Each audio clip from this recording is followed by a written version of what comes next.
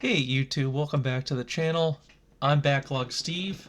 I've been on a little bit of a break over the past couple of weeks, but I figured to make a small video to let you guys know what I've been up to and what my plans are for this channel. So if anybody has stumbled across this channel so far, you probably know that I'm just starting out. I've been streaming a little bit of Monster Hunter, a little bit of Expedition 33, but ideally this whole channel is to help me tackle my backlog. Uh, so there are many backlogs out there. This one is mine. I have just off camera here a myriad of games on a revolving tower. Many of them I played, many of them I have yet to play or yet to finish. So I eventually want to go through in somewhat of a organized fashion and catalog what has been completed, what hasn't been touched, and how many games I have for each specific console. Um, Along with that, I'll be showcasing new things that I have been adding to the backlog because how this backlog became so massive is because I'm a glutton for punishment and I love to buy new games. The collection is ever expanding, and I'd love to just share that to strangers on the internet. So I went to PAX East 2 weeks ago, 8th through the 11th. So yeah, 2 weeks ago, and I had a pretty good time. I've been going every year since like 2013, I'd say. To give some context, I think the first time I went, there was a statue for Watch Dogs, and nobody really knew too much about what was going on with that game. Nobody really had any kind of idea that it was going to be the flop that it was or the controversy. But yeah, that was the first time I started going to PAX East, and I've been going every single year since. I love it. I have a lot of friends that I meet up on the show floor out here in Boston every year. Even some people abroad that I see that travel around and will come back to PAX East.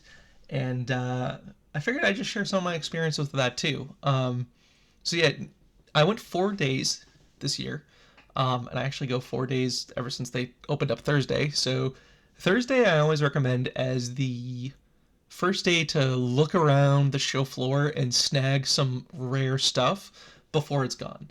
Thursday's kind of like the first dibs on all the games and equipment and just cool knickknacks that are available from the vendors. So Thursday is usually my shop around until I drop day, and then Saturday and Friday are more of like panel days, and then Sunday's kind of I don't go for the full day on Sunday. I'm usually pooped by the end of it, but Sunday's more of a chill day to like, oh, I've missed something, I've skipped this. The line was always so long at this booth, so I'll circle back around and um, I'll basically go back into that line. So, I mean, I had a good time. The one thing that I have noticed about PAX is that it has been drastically shrinking over the past couple of years.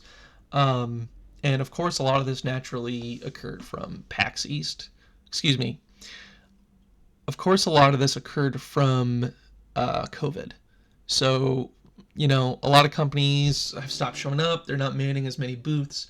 I think a lot of companies have realized that they can save a lot more money um, doing online showcases, and they don't have to actually man a booth, which I think is just too bad because we've been seeing somewhat of the same booths each year.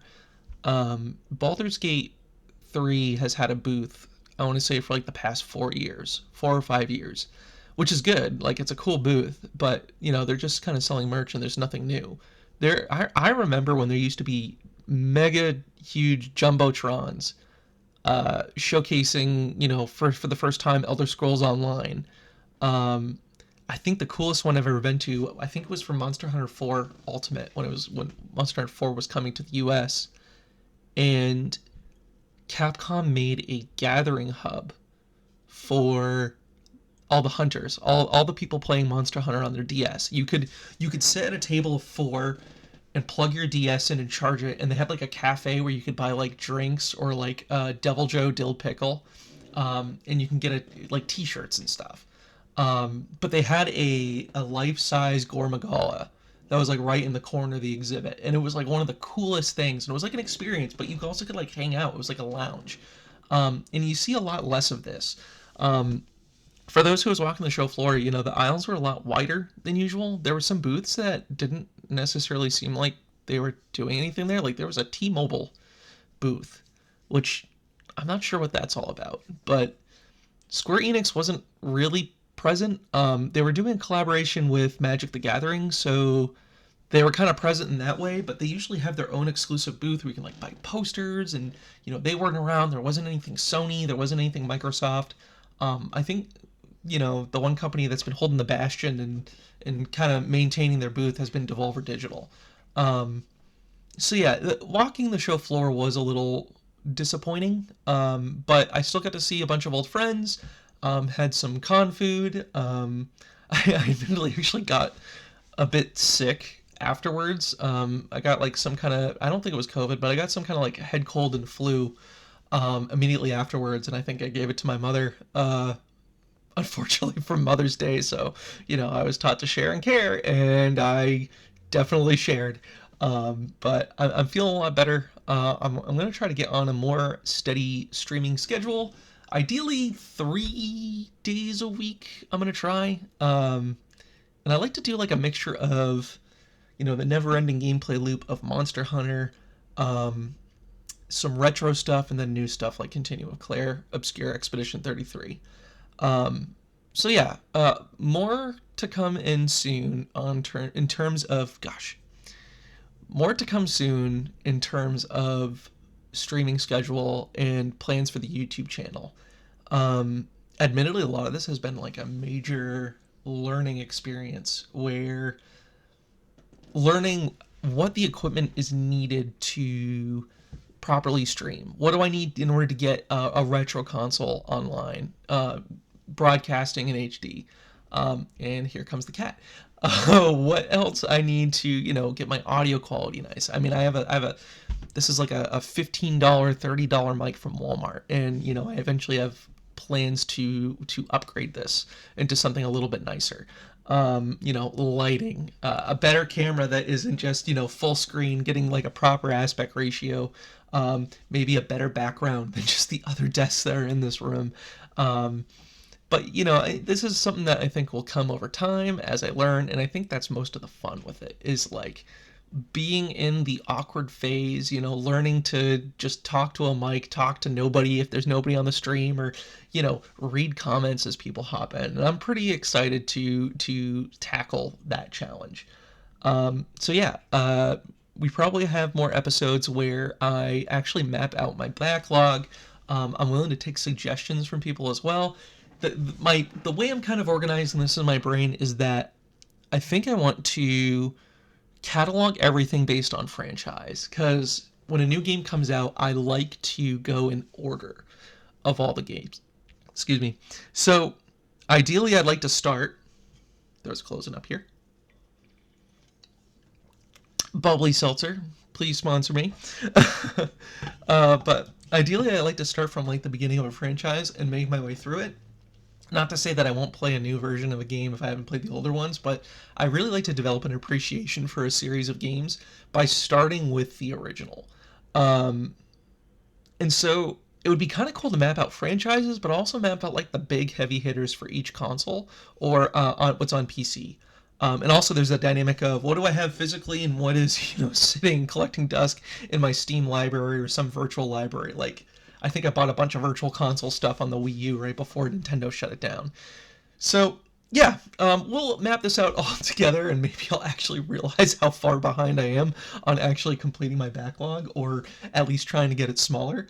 But yeah, I'm excited to kind of dig through this and go through this with you guys. So beyond that, I actually added on to the backlog. So we have some new games that I've picked up, and I just kind of want to talk about these and why I decided to pick these up. So the first thing I picked up while at PAX weekend was this game right here. And let's see if my camera can actually focus in on it. Okay, I think you guys get it. It's Final Fantasy Tactics for the Game Boy Advance. Got this for about $30. So I'm a huge fan of the Final Fantasy series. I've actually have a copy of this on the GBA already, but when I initially bought it, it was like discounted, and it was like very grimy and kind of had like big yellow smoke stains all on the label. So this is a little bit nicer of a copy that I've picked up. So I do want to play through this. To bounce back to the franchise mention I said earlier, I am looking currently for Final Fantasy Tactics on the PS1. I'm sure I can pick it up on eBay. I was trying to find it in person, but I ideally want to play the PS1 Final Fantasy Tactics before Final Fantasy Tactics Advance. And I believe that it's a sequel, or like you need to play the PS1 version before playing the Game Boy Advance version. Not sure on that. Feel free to drop a comment below if you happen to know. But yeah, I have a Game Boy Advance, Game Boy Advance SP. I have the Game Boy Advance player on my GameCube, which I'll... What are you doing? Those aren't yours. Hold on. These aren't yours. What are you doing? Come here.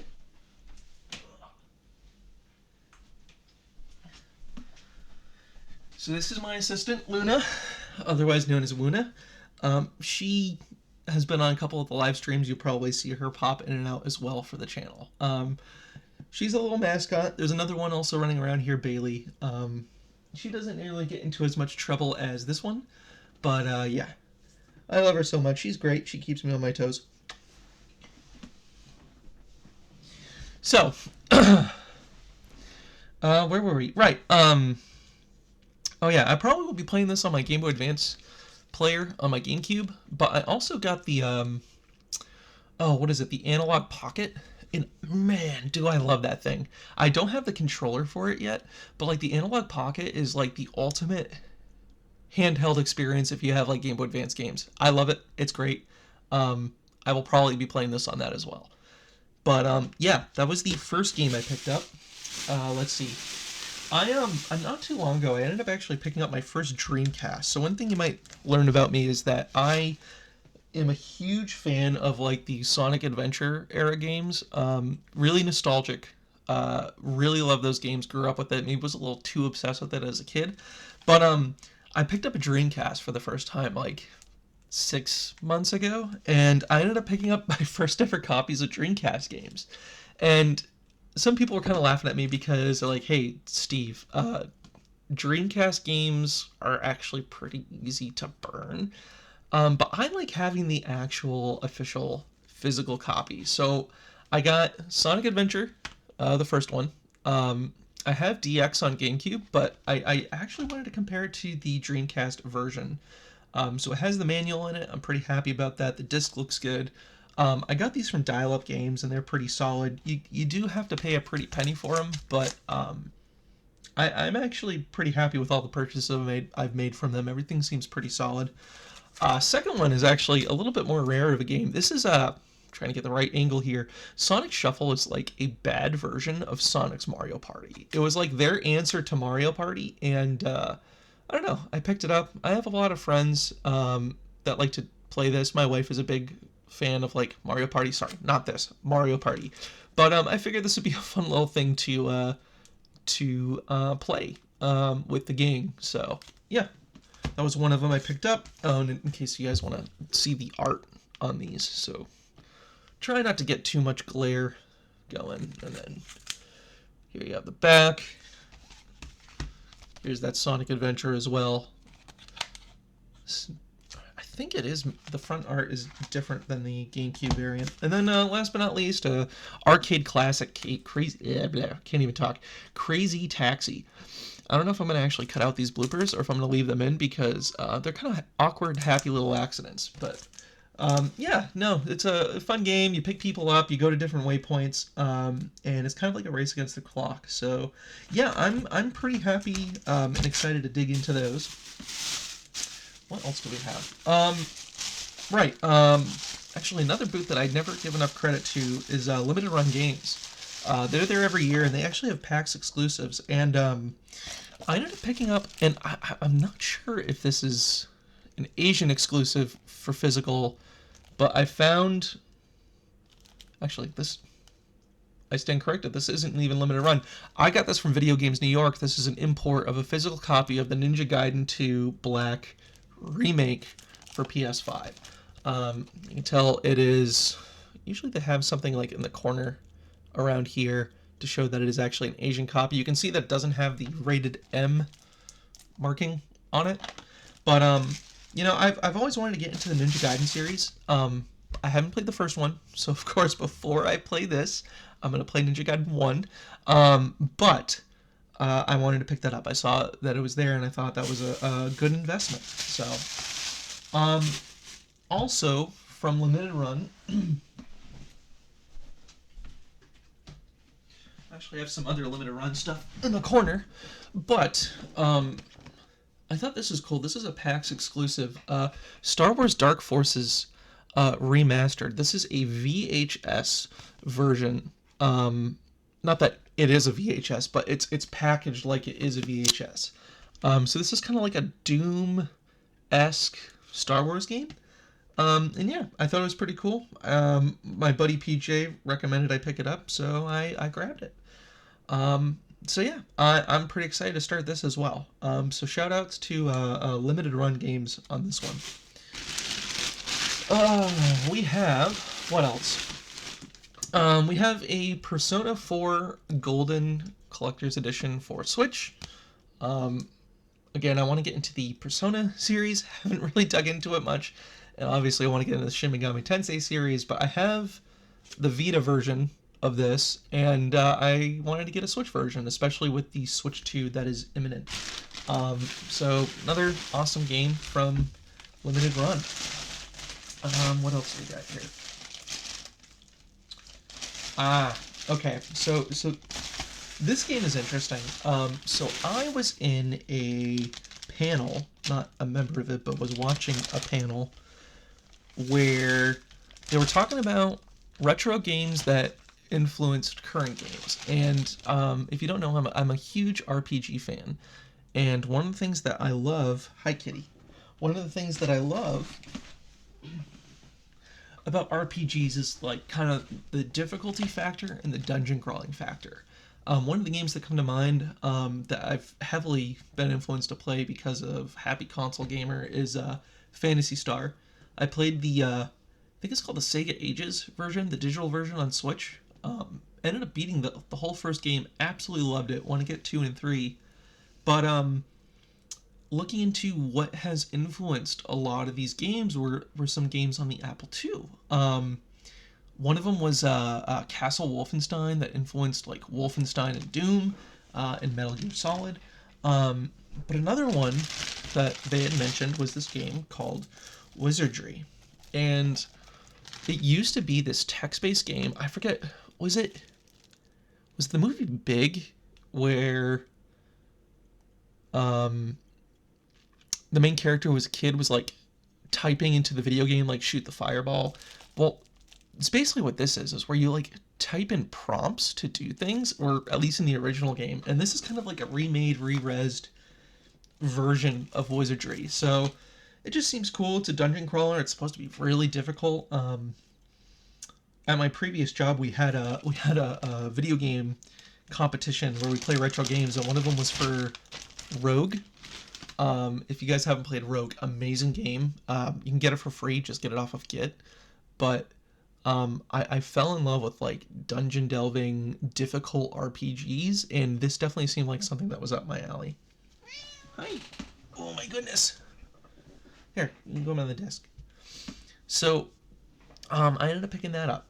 Now, the last 2 games that I got are kind of the cream of the crop, the ultimate find that I had on the show floor. And these were courtesy of Dial Up Games. So I am a huge horror game fan. I love horror games. I love watching people play horror games. I love talking about it. I love playing them. I love the cheesy ones. I love comedy ones. I love like terrifying new ones, indie, you name it. Like, I love horror games.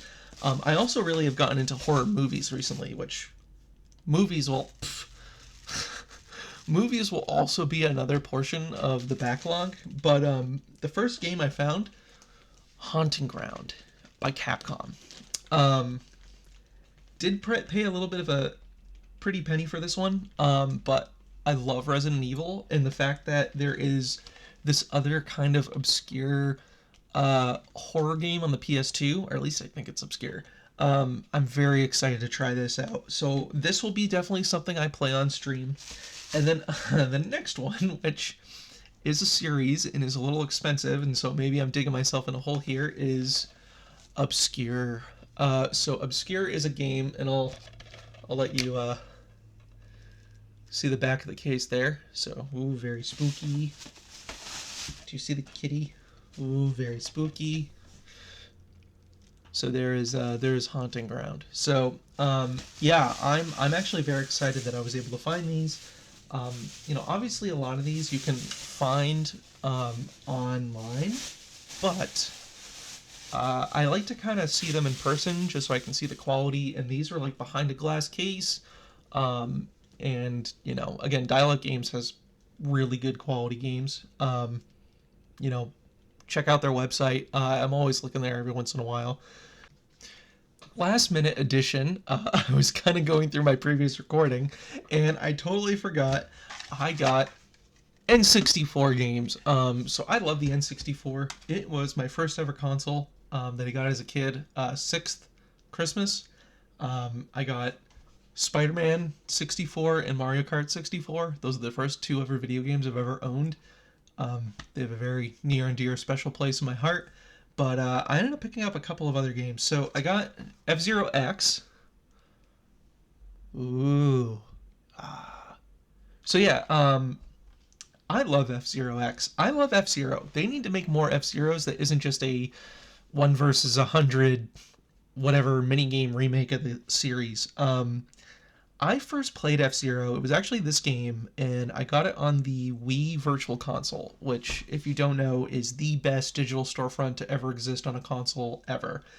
But I got it my freshman year in college off the eShop, or the Virtual Console store, and I played the entire game in one sitting. My college roommate is my witness, sat down, was like, this game's great, and was playing it till 3 a.m. I absolutely loved it. Such a good game. Wanted to get the physical copy of this. And then also, previously mentioned, I like RPGs. Quest 64. I don't know too much about this, but I've heard good things. I heard that has an interesting battle system. I always see it. I always was thinking about, maybe I'll pick that up. Saw it for a decent price. These two games are courtesy of my friend Ray at PAX. He always has a game booth there in the corner. Shout outs to Ray. He always, man, one of the benefits of buying games from people at PAX, they're willing to barter with you. So, I would go there and buy some games the first day. Go to the second day. He would recognize me. I'd have cash. He goes, hey, you're buying cash. This is your third transaction. If you buy it in bulk of cash, I'm going to take $40 off. And mind you, this is when I was buying, Pokemon XD Gale of Darkness. You know how expensive that gets on GameCube. But, they give you discounts, and people are nice, and they're human, right? It's not just a transactional interface. It's they want to ask you, what have you been playing? How are you doing? I catch up with him and ask how he's been the past year. But it was awesome seeing him. It was awesome picking up these games. I got two more, actually, from Dial-Up. Again, love Dial-Up. We got Pokemon Pinball.